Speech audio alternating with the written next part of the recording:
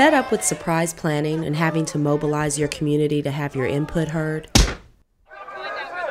demolition! Sick of chaotic planning processes? Tired of your voice not counting? We don't have to live like this. The Citizen Participation Project, also known as CPP, will give every resident the opportunity to be heard. The City of Houston mandates that its housing authority respond to citizen input through their CPP in its 5-year proposal for federal CDBG monies. Through their CPP, citizens of Portland, Oregon prevented a highway from destroying a neighborhood, and instead the funds were reallocated to build a light rail public transport system. As part of the CPP process in Boston, this community banded together and the city granted them powers to rehab blighted property in their neighborhood. In 2002, the New Orleans City Planning Commission asked Committee for a Better New Orleans to gather public input and design a CPP. A 2008 charter amendment calls for a CPP to be adopted in 2010. So what is formalized citizen participation? It's a formalized, accountable relationship between city government and the residents. It's a tool for neighborhoods and community groups to monitor the status of projects and developments that are going to affect them. It creates an organized structure for neighborhoods and communities to provide input into government policies and decisions.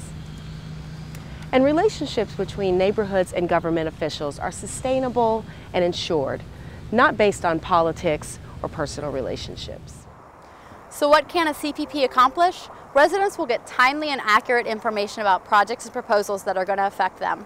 City government will be able to confirm citizens' needs and priorities as plans and services are being designed. And it brings people across the community together in constructive dialogue about public issues. And it creates new civic leadership.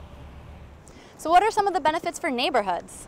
Neighborhoods will be informed of developments at the beginning of the planning stages.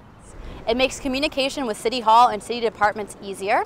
Better connections with nearby neighborhoods and interest groups within the neighborhood. And registered neighborhoods will receive funding for certain outreach and operational costs. What are the benefits to government? It ensures the government gets clear, verifiable input from community stakeholders. It also identifies who the stakeholders are that are providing input on pending decisions.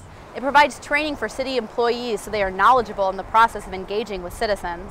It helps clarify and make more transparent how political decisions are made that impact residents. And better communication can make delivery of services more effective and efficient.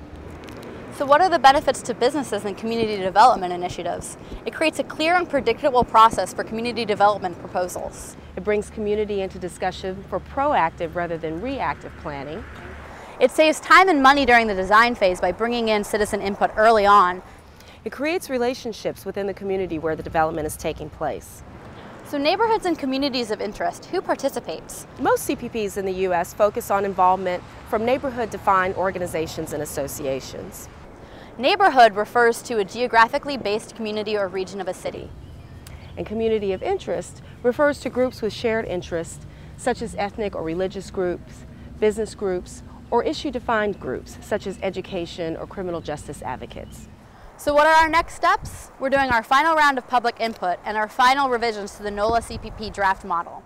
Preparation of enabling legislation, and finally submission to and approval by the City Planning Commission and the City Council.